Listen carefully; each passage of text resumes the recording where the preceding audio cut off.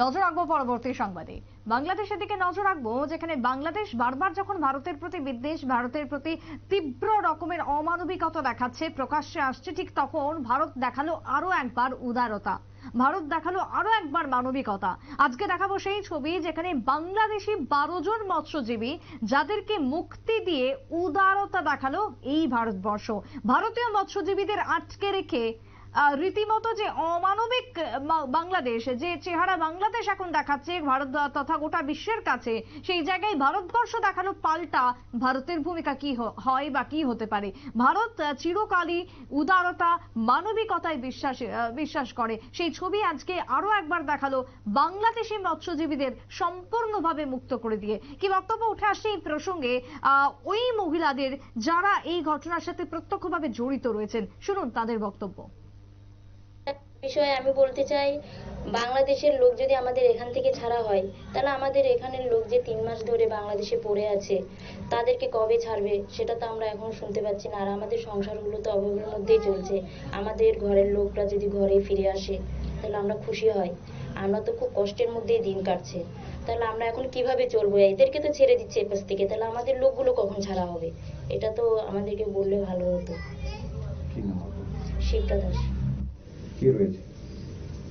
আমাদের লোক 3 মাস ওখানে এই বাংলাদেশে ধরা পড়েছে, এখনো 3 মাস পর্যন্ত পড়ে আছে। তাহলে আমাদের লোক কখন ছাড়া পাবে? আমাদের খুব অসুবিধা হচ্ছে, ছেলে মেয়ে নিয়ে চলাফেরা খুব অসুবিধা।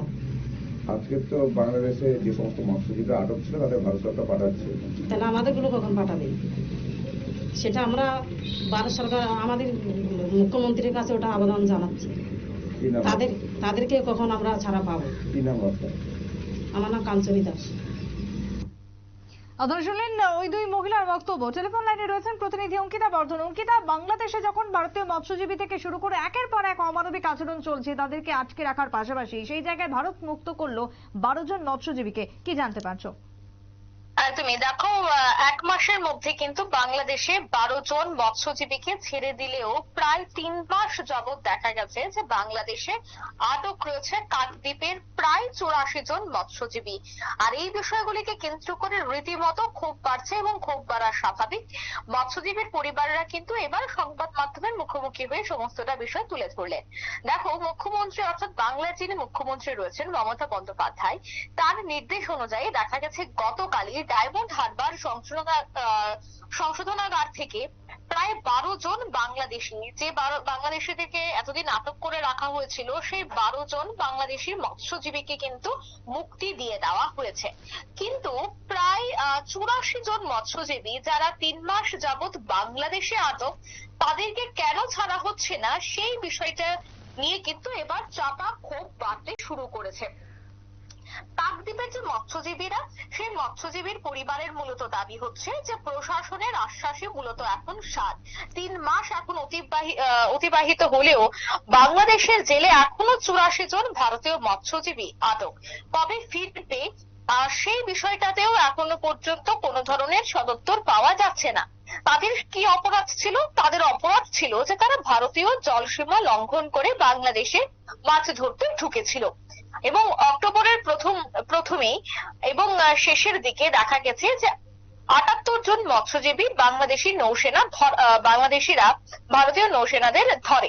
পরবর্তীকালে ডিসেম্বরের অর্থাৎ চলতি মাসের প্রথম দিন 1 তারিখে আরো 16 জন মৎস্যজীবীকে কিন্তু তারা গ্রেফতার করে।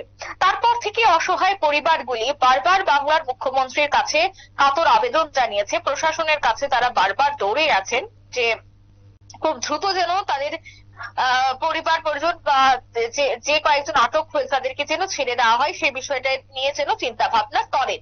কিন্তু তারপরে আমরা দেখতে পেলাম যে গতকাল মমতা বন্দ্যোপাধ্যায় তিনি কিন্তু এবার বাংলাদেশের যারা জলসীমা লঙ্ঘন করে ভারতে প্রবেশ করেছিল, আটক করা হয়েছিল এই অভিযোগে 12 জনকে, তাদেরকে কিন্তু গতকালই মমতা বন্দ্যোপাধ্যায় ছেড়ে দেন। তারা কিন্তু এবার বাংলাদেশে পৌঁছে গেছেন সেই 12 জন। আর সেটাই ছিল ভারতের একটা মানবিকতার একটা উদাহরণ।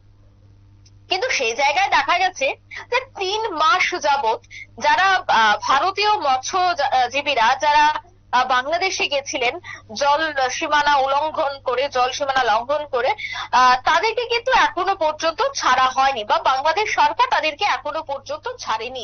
তবে বুঝতেই পারছো যে বাংলাদেশ কতটা অমানবিক, যেখানে ভারত সরকার বারবার বিভিন্ন জিনিস দিয়ে সাহায্য করছে, অন্যদিকে বাংলাদেশের থেকে আসা এবং আটক হওয়া 12 জনকে যেভাবে ছেড়ে দেওয়া হয়েছে, তাদের দেশে ফিরিয়ে দেওয়া হয়েছে, সে জায়গায় বাংলাদেশ পুরোপুরি অমানবিক। বাংলাদেশ কিন্তু এই বিষয়টা এখনো পর্যন্ত কিছু বলেনি, এবং কবে নাগাদ তাদেরকে ছাড়ে সেই বিষয়টা নিয়েও কিন্তু কোনো ধরনের স্পষ্টীকরণ দেয়নি।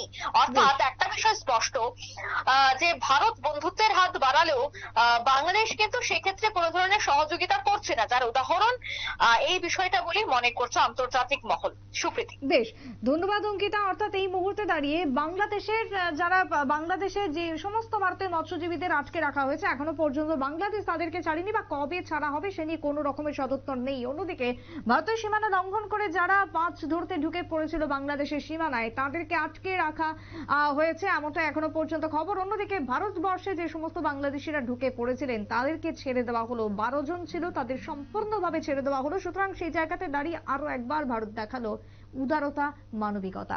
আজকের দিনে দাঁড়িয়ে সেই ছবি উঠে আসলো আরো একবার। ছোট্ট একটা বিরতির পর ফিরছি, সঙ্গে থাকুন।